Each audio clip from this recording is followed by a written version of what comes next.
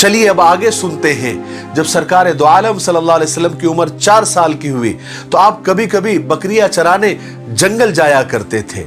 एक दिन की बात है कि आप बच्चों के साथ बकरियां चराने जंगल चले गए। वहां एक जगह बैठकर आप बकरियों की देखभाल करने लगे कि बकरियां चर रही थी और दूसरे बच्चे खेल कूद में लगे हुए थे। बिल्कुल दोपहर का वक्त था। जिब्राइल अलैहिस्सलातु वस्सलाम और कुछ फरिश्ते अचानक आपके सामने आ गए। हजरत जिब्राइल के हाथों में एक सोने का खूबसूरत तश्त था और उसमें जमजम का पानी और कुछ बर्फ जैसा उसके अंदर था।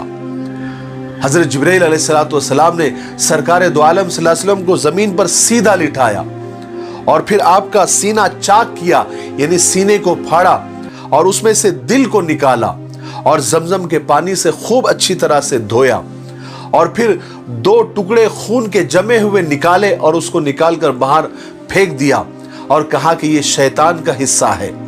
और दिल को उस सोने के तश्त में डालकर अच्छे से धोने के बाद फिर उसको अपनी जगह पर अपने मकाम पर रख दिया और फिर सीने को बंद कर दिया और उस पर अल्लाह के हुक्म से हाथ फेरा तो वो सीना जैसे कि वैसा हो गया जैसे वो पहले था।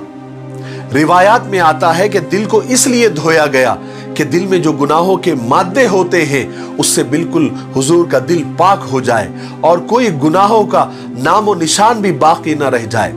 और जमजम और बर्फ से इसलिए धोया गया कि गुनाहों का मिजाज गर्म होता है, इसलिए वो माद्दे मासियत यानी जो गुनाहों का मादा होता है उसको ठंडा करने के लिए, उसको बुझाने के लिए बर्फ का इस्तेमाल किया गया ताकि गुनाहों की हरारत और उसकी गर्मी का भी नामो निशान बाकी ना रहे।